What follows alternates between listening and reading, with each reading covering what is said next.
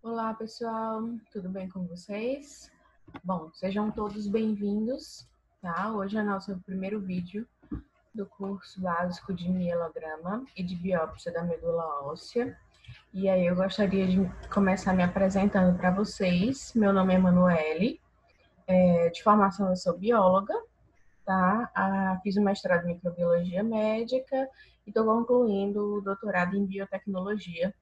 E aí, vou ficar com vocês durante esses próximos vídeos em que a gente vai abordar alguns aspectos importantes com relação à realização do mielograma e da biópsia de medula óssea. Então, para esse nosso primeiro momento, a gente vai falar um pouquinho sobre o mielograma, descrevendo o que ele é, quando que ele costuma ser pedido e como que ele é utilizado, certo? Então, o mielograma, tá? Ele é um exame que é responsável, é capaz de verificar o funcionamento da medula óssea a partir da análise, né, e da observação das células sanguíneas que são produzidas nessa medula. Ele pode ser solicitado quando são observadas algumas alterações presentes no hemograma que não são justificáveis, né, ou cuja causa é desconhecida. Normalmente essas alterações presentes no hemograma, elas incluem uma diminuição do número de células ou então uma grande quantidade de células imaturas presentes circulando no sangue periférico. Essas células imaturas, né, elas não devem estar presentes na corrente sanguínea em grande quantidade, porque elas não são células ainda prontas, né, elas ainda não estão, digamos assim, aptas a realizar perfeitamente as funções que são atribuídas a essas células. E através do mielograma é possível investigar a causa dessas alterações, né? Identificar se a causa dessas alterações visualizadas aí no hemograma, elas são oriundas aí da medula óssea.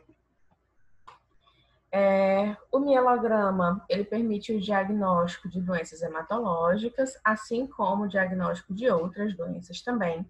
Além dessa questão do diagnóstico, o mielograma também fornece informações relacionadas ao acompanhamento de pacientes em tratamento quimioterápico, pacientes que fizeram um transplante de medula óssea ou então que fizeram outros tipos de tratamento, através da análise microscópica, né, do conteúdo que é aspirado da medula óssea, essa observação tanto da população de células quanto da morfologia dessas células permite captar esse tipo de informação.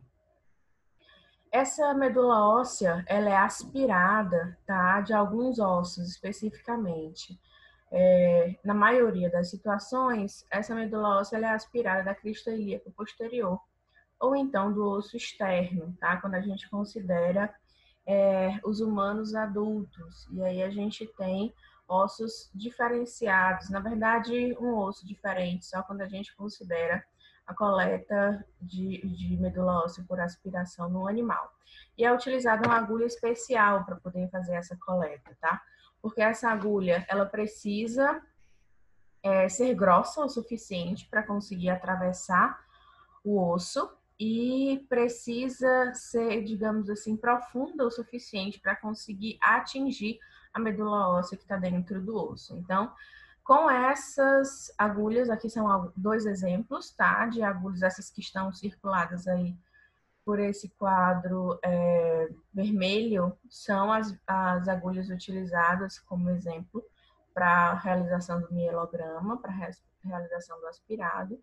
E aqui do lado esquerdo, tá? Sem esse destaque em vermelho, a gente tem exemplos de agulhas que são utilizadas para a realização de biópsia de medula óssea. Lá no finalzinho do vídeo eu vou falar muito brevemente sobre a biópsia, só fazendo um paralelo com o mielograma, tá? Então, através do uso dessas agulhas, é realizada o que a gente chama de punção aspirativa, onde é aspirado o conteúdo da medula óssea que fica dentro de alguns ossos, né, no indivíduo adulto. E esse método, ele é um método doloroso, né? Acho que se vocês observarem aí a espessura e o tamanho, o comprimento da agulha, já dá para imaginar que não é um procedimento completamente indolor. Por esse motivo, existe a necessidade do uso de anestesia, tá? Então, inicialmente, a pele é anestesiada e depois as regiões mais profundas, para evitar que a pessoa tenha um desconforto, né? Sinta um desconforto muito grande durante a realização do exame. Então, após a coleta, né, a medula óssea que é aspirada, ela é utilizada para confeccionar um esfregaço, tá? O material é disposto em lâmina de microscopia, esse material é em seguida submetido à coloração e, por fim, ele é examinado ao microscópio. Os profissionais que normalmente fazem esse tipo de análise são os profissionais hematologistas ou então patologistas, que realizam a contagem diferencial das células e a avaliação da morfologia dessas células que são observadas, tá? Que são as células que estão presentes naquele momento na medula óssea. Em alguns casos, essa amostra que foi coletada por punção aspirativa, ela pode ser utilizada também para a realização de outros testes, tá? Então, pode ser realizada citometria de fluxo, podem ser utilizadas metodologias específicas para coloração citoquímica, podem ser feitas análises citogenéticas ou moleculares, ainda pode ser realizada cultura microbiológica ou ainda outras técnicas podem ser aplicadas sobre essa amostra que é coletada, tá? Mas para o mielograma, a análise é realizada através do uso de uma lâmina de microscopia corada em um microscópio óptico. Quais são as indicações para a realização do mielograma, tá? Eu vou listar algumas dessas indicações para vocês aqui. Então, inicialmente, quando se identifica a presença de esplenomegalia, em alguns pacientes, além da esplenomegalia, as disproteinemias, as suspeitas de doenças de armazenamento lisossomal. Além disso, quando há uma deficiência ou então um excesso cuja explicação ou causa ela não é evidente para a quantidade aí de leucócitos ou então de plaquetas presentes no sangue periférico. Quando há uma presença de células imaturas ou então células morfologicamente atípicas também circulando na corrente sanguínea, tá? Você tem, toda vida que a gente realiza um hemograma, né, a gente tem ali os valores, que são os valores de referência, quando você tem alterações muito grandes ali com relação aqueles valores de referência, né, quando você tem um excesso daquelas células, você tem algumas suspeitas iniciais e aí esses achados de hemograma, eles são reunidos com os achados clínicos para você chegar ali no diagnóstico, mas quando você tem essas alterações nas quantidades de células e você não tem uma causa visível, né, quando você não consegue relacionar com o achado clínico ali de maneira simplificada, então você tem a necessidade de fazer uma inspeção, digamos assim, um pouco mais detalhada. E essa outra questão da presença de células imaturas também é um fator muito importante a ser considerado. Nos próximos vídeos, né, a gente vai falar um pouquinho mais sobre algumas informações básicas, né, sobre alguns conceitos que são cruciais para que a gente consiga compreender melhor esses detalhes que eu estou apresentando para vocês agora com relação à realização do mielograma e da biópsia. Então, nos próximos assuntos, nos próximos vídeos, a gente vai abordar a questão da composição do tecido sanguíneo, vamos falar sobre a histologia da medula, então a gente vai observar como que é o aspecto normal da medula óssea e em seguida a gente fala sobre a síntese dessas células sanguíneas. Então a gente vai ver que essas células são sintetizadas na medula óssea, aquelas que ficam circulando no sangue, mas elas têm um momento em que elas ficam prontas, né? Onde essas células já são diferenciadas e já podem ser disponibilizadas para a corrente sanguínea. Quando acontece essa disponibilização antes do período ideal, antes que aconteça a maturação da célula, aí isso pode ser indicativo de que tem algo de errado e normalmente se utiliza ou se sugere a realização do mielograma exatamente para identificar se se é da medula, o que está acontecendo de errado na medula, para que essas células estejam sendo liberadas de maneira imatura ainda na corrente sanguínea. Além dessas causas iniciais, aí, dessas indicações iniciais, tem outros exemplos, tá, de indicações, como, por exemplo, as anemias que não tenham uma causa aparente, para que se chegue ao ponto de necessitar da realização de um mielograma, tá? São necessários ser feitos outros testes, e aí, quando você continua sem uma causa, sem uma resposta para essa anemia, né? Para o que está causando essa anemia, e naquelas situações em que é prescrito o tratamento, o paciente faz o tratamento e ainda assim você não tem uma resposta, você não tem uma reversão desse quadro anêmico, então o mielograma pode ser pedido. Pacientes que tenham algum tipo de febre inexplicada, normalmente essas amostras são coletadas nessas situações, elas são utilizadas para a realização de culturas microbiológicas. Em pacientes que têm uma infecção pelo HIV, em que se busquem, tá, alguns agentes infecciosos causando outras doenças oportunistas aí, pelo desenvolvimento da AIDS por essa pessoa, além dessas outras doenças infecciosas, né, observa-se também se não há o desenvolvimento de neoplasias, de doenças granulomatosas ou outros tipos de lesões nesse tipo de paciente. Quando há suspeita de infiltração na medula por substâncias como ferro, por exemplo, no caso da hemocromatose, ou ainda quando há suspeita de infecções, algumas delas causadas por alguns, por exemplo, um protozoário que causa leishmania, ou leishmaniose, desculpem. Então, a gente tem alguns outros exemplos, né, de micro-organismos que podem ser pesquisados também na presença, cuja presença pode ser pesquisada na medula óssea também, tá? A gente vai listar outros deles, mas inicialmente a gente já começa destacando a questão do diagnóstico da leishmaniose visceral. Além disso, para a realização do estadiamento para aqueles pacientes que foram recém-diagnosticados com doenças linfoproliferativas e com relação a certas doenças que também não são hematopoéticas, como neuroblastoma e outros tumores que estejam presentes na criança, tá? Nas fases iniciais de vida. Além disso, também é indicada a realização do mielograma para determinação de dano à medula naqueles pacientes que são expostos à radiação frequentemente, que são expostos a determinados tipos de medicamentos, ou a produtos químicos, ou ainda a alguns outros agentes que tenham essa atividade mielotóxica. Também pode ser utilizado para a determinação de eficácia do tratamento e do monitoramento da recuperação dos pacientes que são submetidos a transplante de medula óssea ou então submetidos à quimioterapia ablativa, tá? Então, quando você é possível acompanhar o tratamento, o andamento do tratamento nessas pessoas, por exemplo, que são submetidas ao transplante e à quimioterapia. Aqui a gente tem um gráfico, né, apontando algumas dessas indicações, aí eu vou destacar aquelas que são mais frequentes, tá?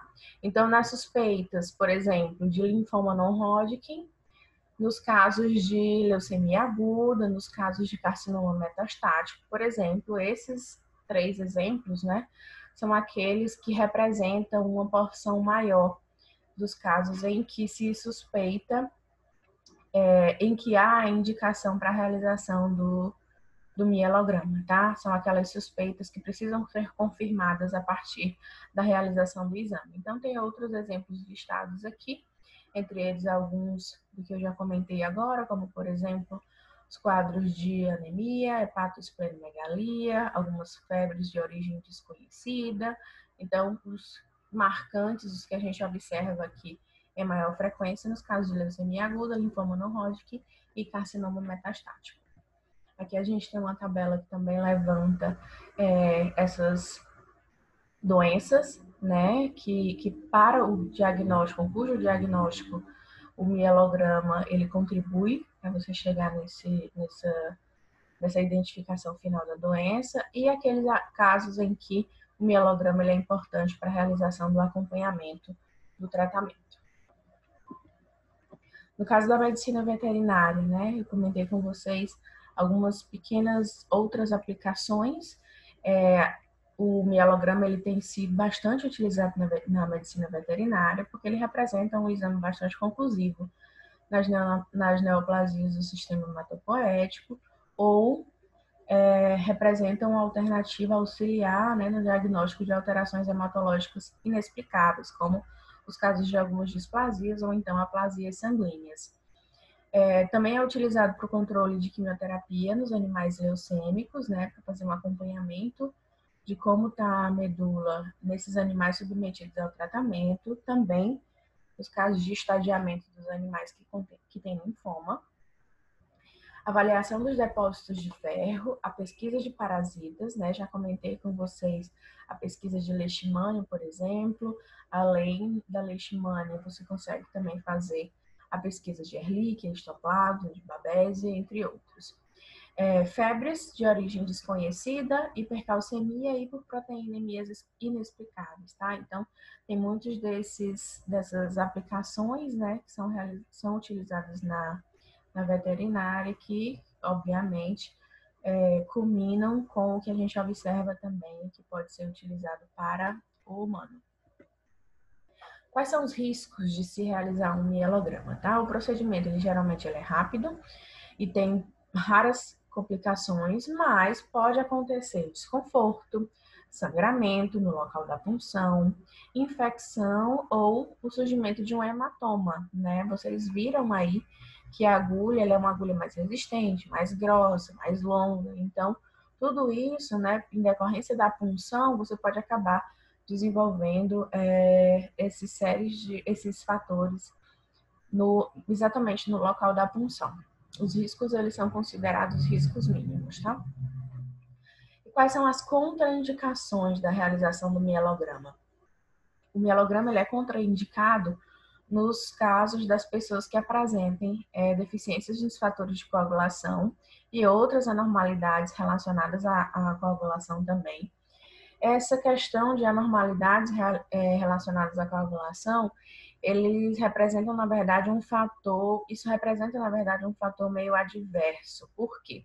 Tem alguns profissionais, né, que consideram que isso é um limitante para a realização do mielograma, é realmente uma contraindicação, e outros profissionais julgam que apenas,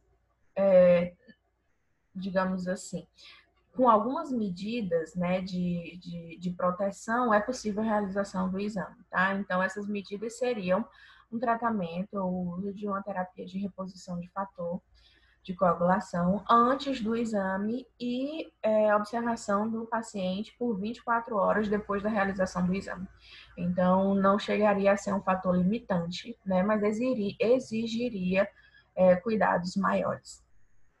Além disso, né, outro exemplo de contraindicação seriam aqueles pacientes que que fazem o uso de anticoagulantes, né? E aí, para identificar se esses pacientes estão ou não aptos à realização do mielograma, é importante que seja feita a verificação dos valores de tempo de protrombina e de tempo de tromboplatina parcial ativada, certo?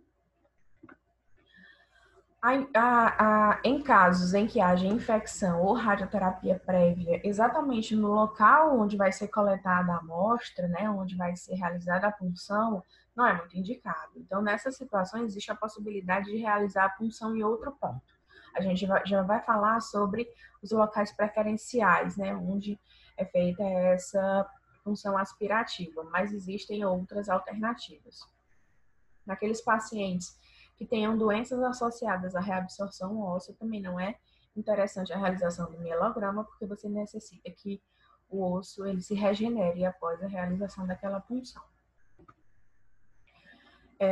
A medula óssea hematopoieticamente ativa, ela está presente em todo o esqueleto das crianças, né?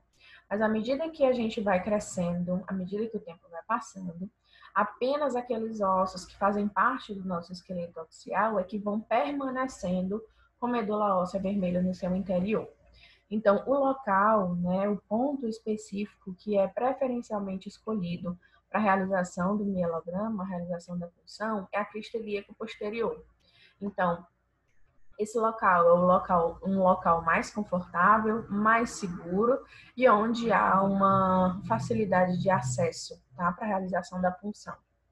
Existem outros locais onde também pode ser realizada a punção, tá? A crista ilíaca anterior, o osso externo, no caso de adultos, e a tíbia, no caso de crianças. Esses locais alternativos, né, eles podem ser considerados quando existe alguma limitação ou algum impedimento para o acesso à crista ilíaca posterior, aquele que é a primeira opção, tá? Então, em algumas situações, como por exemplo, no paciente que tem obesidade mórbida, é mais difícil o acesso à crista ilíaca posterior, ou então quando há impossibilidade de posicionar o paciente corretamente para a realização dessa punção. Pode-se partir para essas outras alternativas. E no caso do animal, né? Os locais de aspiração, eles são, parte deles semelhantes aí ao que é utilizado no humano, como é o que acontece para o externo e para a crista ilíaca, mas temos aí um diferencial, que é a parte proximal do húmero, tá? Do animal. Aqui a gente tem alguns exemplos de imagens de agulhas especiais que são utilizadas para a coleta de medula óssea no animal, e aqui a gente tem uma visualização aí da estrutura do animal. Aqui a gente tem dois exemplos de aplicação, tá? Uma delas acontecendo no osso externo e a outra delas na crista ilíaca. Então, para a gente visualizar essa pequena diferença que é considerada quando você faz a comparação com a coleta realizada no humano.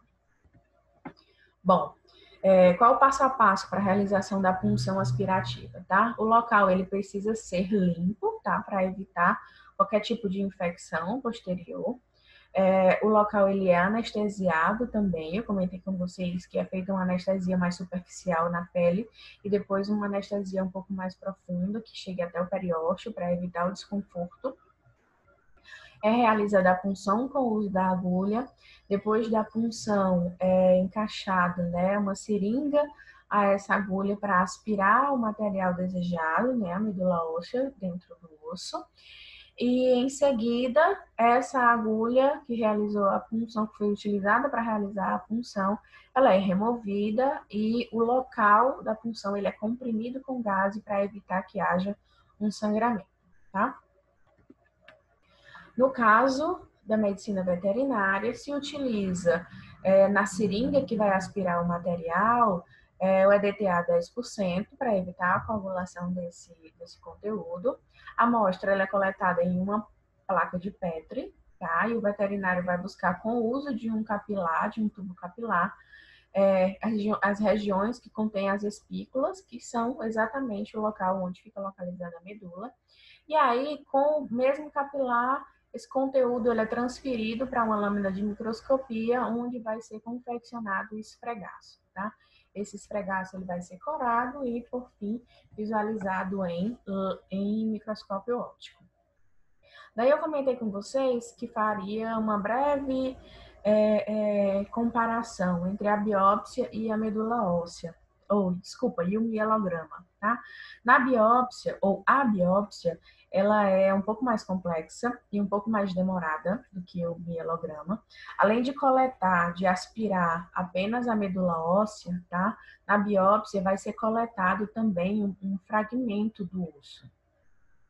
Então, com essa coleta do fragmento ósseo, é possível fazer uma observação mais detalhada com relação à medula. Então, você consegue ter informações além daquelas que já são obtidas através da realização do mielograma. Entre essas observações a mais, né, é possível fazer uma avaliação da celularidade da medula. Então, você observar a estrutura do osso, as trabéculas ósseas e o conteúdo dessas células entre as trabéculas. É possível determinar com maior acurácia o número de megacariócitos, que são células precursoras das plaquetas, tá? São células bem grandes. E é possível detectar também lesões focais, como no caso de linfomas, de granulomas e de carcinoma metastásicos. Aqui a gente tem a realização da biópsia, tá? Um esqueminha aqui, uma representação para a gente visualizar. A punção realizada com agulha para biópsia, que é um pouco diferente da agulha do mielograma, mostrei para vocês lá no comecinho, tá? Em seguida, o material ele é aspirado e ele é transferido para a lâmina de microscopia, tá? A gente diz que faz um imprint. É como se você utilizasse esse material aqui para carimbar esse material sobre a lâmina. E aí a gente tem a possibilidade, né, de ter diferentes espessuras desse material. Observem que, por exemplo, aqui a gente tem um material mais espesso do que no caso dessas duas lâminas. Então, dependendo da agulha que é utilizada para a aspiração do material, você pode ter um material mais espesso ou então mais estreitinho, tá? Com uma milimetragem um pouco menor. E aí essa lâmina também é corada e depois visualizada no microscópio óptico para poder fazer essa observação. Bom, gente, essa é a bibliografia que eu utilizei para a elaboração dessa aula, tá? São 2 artigos, se vocês tiverem a possibilidade, baixem esses artigos da internet para dar uma lida, tá? Vocês vão, digamos assim, ter acesso a uma informação mais detalhada, né? Vocês vão ter a possibilidade de observar, inclusive, alguns detalhes da própria coleta. Esse artigo de 2004, aqui esse primeiro, ele tem uma descrição bem minuciosa com relação às etapas, tá? Da realização do mielograma e da biópsia. Então, a gente se encontra nos próximos vídeos, tá? Os próximos vídeos, os próximos 3, 4 vídeos aí vão ser dando um embasamento teórico para a gente compreender um pouquinho melhor e depois a gente entra no conteúdo mais aplicado aí do curso, tá ok? Foi um prazer conhecê-los. Eu espero que seja divertido para vocês. Um abraço a todos, fiquem bem.